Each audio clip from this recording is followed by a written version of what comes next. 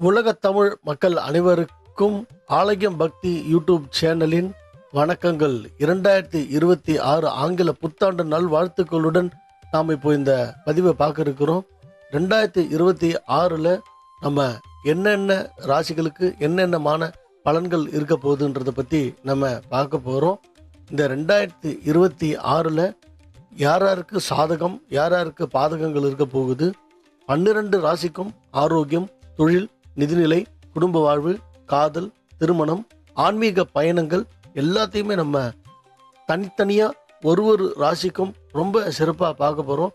யாருக்கு வளர்ச்சி, யாருக்கு தளர்ச்சி, யாருக்கு துவக்கம், யாருக்கு முடிவு, யாருக்கு சோதனைகள், யாருக்கு சாதனைகள், யாருக்கு வெற்றி படிக்கட்டை ஏறுவாங்க, யார் தொழிலில் முன்னேற்றம் அடைவாங்க, யாருக்கு விரைவில் திருமணம் நடக்கும், யாருக்கு காதல் கைகூடும், யாருக்கு புத்திர பாக்கியங்கள்லாம் அமைய போகுதுன்றதை பற்றி இந்த பதிவில் பார்க்க போகிறோம்.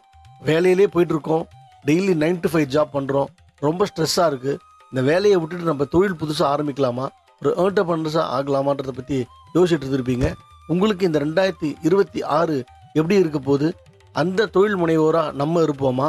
ஒரு வியாபாரம் ஆரம்பிக்கணும், வியாபாரம் சரியில்லை, வியாபாரம் ரொம்ப டல்லாக இருக்குது, வியாபாரம் அபிவிருத்தி ஆகுமா, நம்முடைய பிரான்ச்சை வேற இடத்துல கொண்டு போகலாமா அப்படின்ட்டு யோசிக்கிற வியாபாரிகளுக்கும், நிலம், லேண்ட், ரியல் எஸ்டேட் பண்ணுறவங்களுக்கு அடுத்தடுத்து நம்ம நிலத்தை வாங்கி போட்டு விற்காத இருக்கக்கூடிய நிலங்கள்லாம் அடுத்த 2026ல் விற்குமா அப்படின்றத பற்றி யோசிக்கக்கூடிய ரியல் எஸ்டேட்டு முதலாளிகளுக்கும், இன்வெஸ்ட்மெண்ட் பண்ணக்கூடிய பங்கு சந்தையில் போட்டிருக்கக்கூடிய முதலீடுகள் எதுவுமே 2025ல் பெரிய லாபங்கள் தரலையே, 2028ல் நம்மளுக்கு நிறைய லாபங்கள் வருமா, அதை பற்றி பார்க்க போகிறோம்.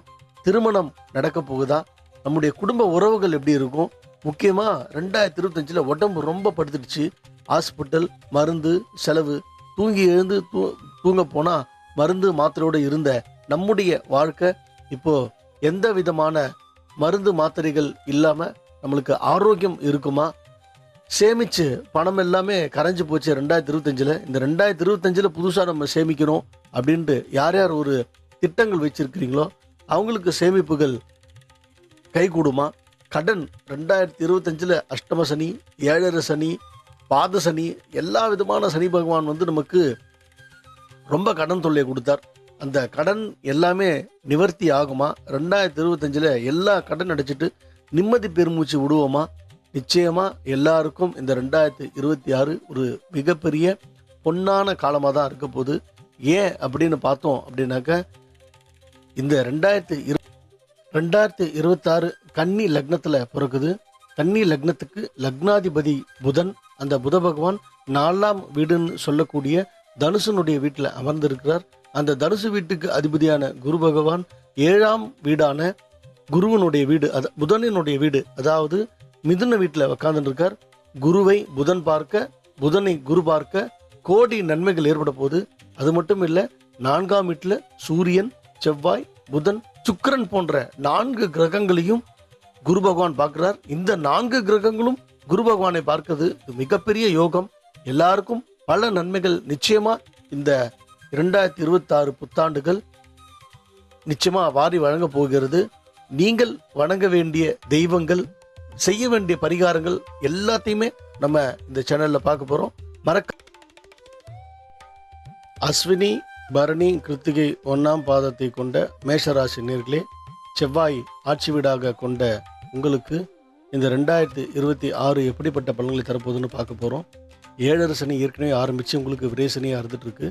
சனி பகவான் வருஷ தொடக்கத்தில் சந்திரன் ஆட்சி பெற்று உங்களுடைய ராசிக்கு 2ஆம் இடத்துல இருக்கிறதுனால உங்களுக்கு விரயங்கள் அதிகமாக இருக்கும், செலவுகள் கட்டுக்கடங்காமல் இருக்கும், யாருக்கும் கையெழுத்து போடுறேன், காசு கொடுக்குறேன்ற மாதிரியான வாக்குறுதிகளை கொடுக்காமல் இருக்கிறது நல்லது.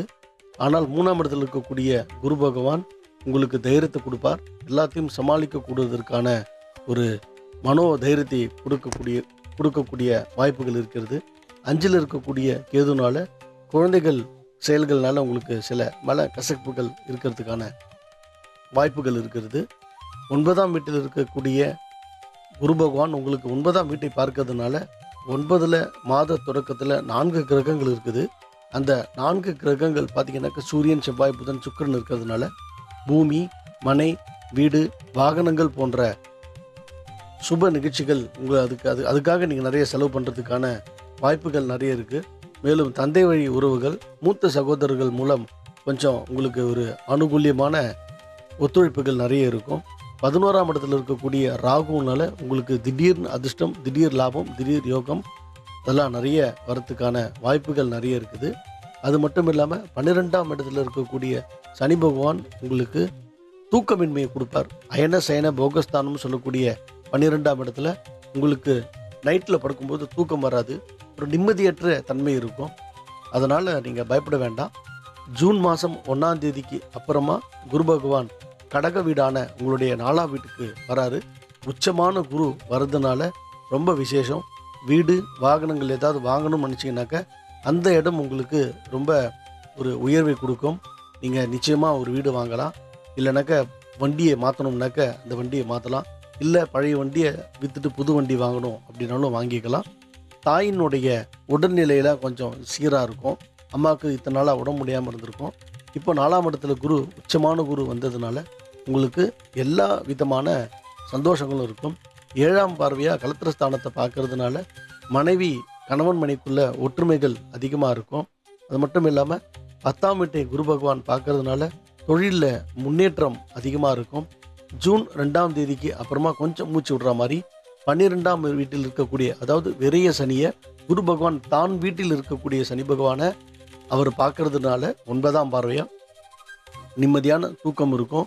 உங்களுக்கு எல்லாத்துலேருந்தும் ஒரு பெரிய ரிலீஃப் கிடைக்கும். நினச்ச காரியத்தை முடிப்பீங்க. கோவில், கும்பாபிஷேகங்கள் அதெல்லாம் நீங்கள் பண்ணுறதுக்கான நிறைய வாய்ப்புகள் இருக்குது.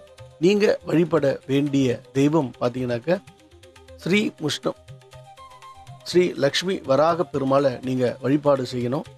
உங்களுக்கு இந்த புத்தாண்டில் பார்த்தீங்கன்னாக்க 80% நல்ல பலன்கள் தான் இருக்கும்.